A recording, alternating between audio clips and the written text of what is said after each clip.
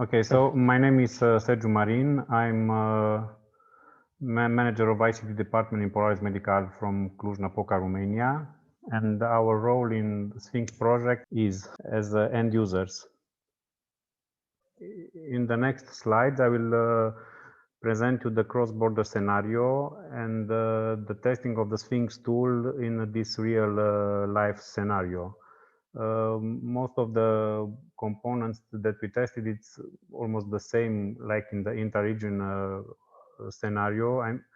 This cross-border scenario, we imagine a story for a Romanian tourist in Greece that need medical assistance. The tourist from Romania presents himself to the emergency room in General Hospital of Volos, where a doctor take care of the patient. But in order to make a diagnostic, doctor from General Hospital of Volos requests the patient to present the images of a CT scan that the patient took some time ago back in the Romania in Polaris Hospital. To obtain the images, the patient send an email to the Polaris offices, where the clerk will make the checkup in order to identify correctly the patient and the investigation that he requests. After a few exchange of emails between the clerk and the patient will receive an email with a link to images of the CT scan stored in the Polaris PAX server. Our let's say actor in this scenario, it's a Romanian patient, the doctor from DP5, and the clerk and the technician from Polaris Medical. In order to demonstrate and to build up this scenario, in Polaris Medical, we build a replicated environment.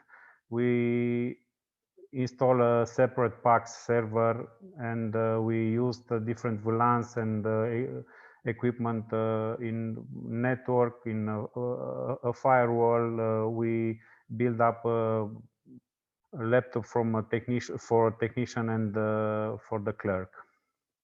This slide presents the replicated environment that we build for this to demonstrate the cross-border scenario. We install 3 virtual machines for SPHINX tool to be deployed. We build a VPN tunnel to Intracom premises where the main components of SPHINX ecosystem were stored.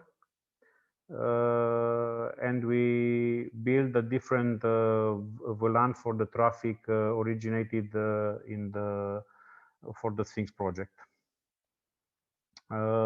In this slide, we present the process flow of the patient obtaining the images for the CT scan, including all the medical investigation that he needs in General Hospital of Volos. For the execution of the pilot scenario, as I mentioned before, the actors are the patient, the Romanian tourist in Greece, the Polaris reception and image technician, and a doctor from General Hospital of Volos. On the other side, as an attacker, we have one of our technical partners, and the defender is an IT staff from Polaris Medical. Here in this slide, we see the email exchange from the patient to Polaris admin, the conversation between Polaris receptionist and the image technician, and ending up with the email that imagery technician send it to the patient, and the patient to the doctor from hospital in Greece. We test the cross-border scenario with the DDoS attack using Loic. We can see that, as Thanos mentioned before, that in normal operation of the network, we have, let's say, a good speed up of network, around 46 megabyte and download and 4 megabyte of upload. But when we use the DDoS attack under the Cisco switch, we see that we receive some request timeout. The usage of the Cisco switch increased, as also Thanos mentioned before, and the bandwidth dropped down for a download speed of 2 megabyte, and even we cannot transfer the images, the DICOM images from the PAX server in Polaris to the DP5. That's why in this kind of attack, the hospital may run out of bandwidth and interrupt the IP services. The SPHINX tools that we evaluate was the DTM traffic that show in the dashboard a great amount of traffic originating from the client PC. The next component that we tested in this cross-border scenario was the Honeypot, in which we try to make a brute force attack from inside Polaris facility to crack the admin password of the server, PAX server in the replicated environment. In order to do this, we use Nmap and the Patator for the initiating the brute force attack on the SSH server. As we can see, the data gathered by the SPHINX Honeypot are collected and sent to the SPHINX Smile service to analyze and give the SPHINX Honeypot back to the type of the attack. We see here the connection status and what the Honeypot is doing with the incoming connection.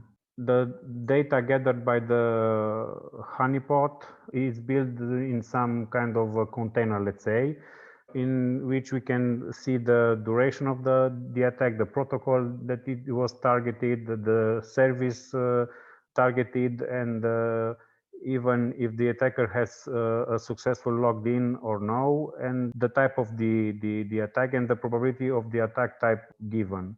We have a classification system with numbers, port scan, denial of service on remote to local attack. In the next slide, we'll speak about the vulnerability assessment as a service, in which, as also mentioned in the previous presentation, we have a component that scans the replicated environment and seeks out of the assets and identify the vulnerabilities against the CVSS score of the asset and give back a detailed report. Here we can see creating of a scanning task and a scanning task tab, and the report can be downloaded in PDF, and in the interactive dashboard we will see all the vulnerabilities that one asset, scanned asset, can have, and with the proposed action to, I don't know, in Polaris we had the PAX server with CMB service enabled, which has a score of 10, I think, and remarks was that we have to disable these services. This was my presentation. Thank you very much.